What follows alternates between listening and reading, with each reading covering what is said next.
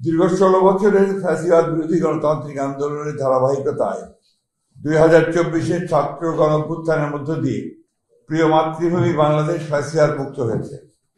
এই দীর্ঘ রক্তাক্ত সংগ্রামে শত সহস্র বিরোধী দলীয় রাজনৈতিক নেতাকর্মী সহ সমাজের সর্বস্তরের অসংখ্য নাগরিক গুম, খুন, বিচার বহির্ভূত হত্যাকাণ্ড, হামলা, মামলা, নির্যাতন, নিপীড়ন ও অবর্ণনীয় দুর্ভোগের শিকার হয়েছে। অবশেষে ছাত্র গণঅভ্যুত্থানে ছাত্র জনতা, শ্রমিক, নারী, শিশু সহ সহস্রাধিক নাগরিকের আত্মদান, অন্ধত্ব, চিরপঙ্গুত্ব বরণের মধ্য দিয়ে ইতিহাসের জঘন্যতম ফ্যাসিস্ট শেখ হাসিনা আওয়ামী বাকশালী শাসন আমলের পতন হয়েছে। সারা বিশ্বের জনমত এবং বাংলাদেশের জনগণের দাবি ও প্রত্যাশা ছিল যারা পতিত স্বৈরাচার ও তার দোসরদের মানবতা বিরোধী ও নৃশংস জঘন্য হত্যাকাণ্ড এবং গণহত্যায় অপরাধের বিচার হয়।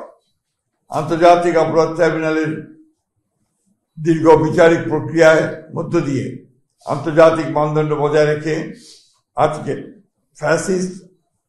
আওয়ামী ফ্যাসিস্ট শেখ হাসিনা তার 2 দোসরের বিরুদ্ধে রায় ঘোষিত হয়েছে। এই রায়ে ন্যায় বিচার প্রতিষ্ঠা হয়েছে।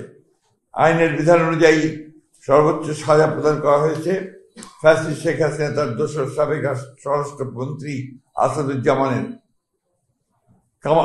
কামালের। পুলিশের সাবেক আইজিপি চৌধুরী আব্দুল আল মামুনকে বিচারিক প্রক্রিয়ায় সহযোগিতার কারণে প্রাপ্য সাজা কমিয়ে 5 বছরের কারাদণ্ড প্রদান করা হয়েছে। আইনের শাসন ও ন্যায় বিচার প্রতিষ্ঠায় দৃঢ় প্রতিজ্ঞ বিএনপি এ ব্যাপারে জনগণকে সদা সর্বদা সচেতন থাকার আহ্বান জানাচ্ছে। একই সাথে বিএনপি অন্যান্য মামলায় অভিযুক্তদের সুবিচারের দাবি জানাচ্ছে। আমরা মনে করি গত 16 বছরের গুম, খুন ও বিচার বহির্ভূত হত্যার শিকার এবং 2024 ছাত্র গণঅভ্যুত্থানে রাষ্ট্রীয় সন্ত্রাসের শিকার সহস্রাধিক শহীদের আত্মা শান্তি পাবে এবং তাদের পরিবার পরিজনদের ক্ষোভ কিছুটা হলেও প্রশমিত হবে। ধন্যবাদ।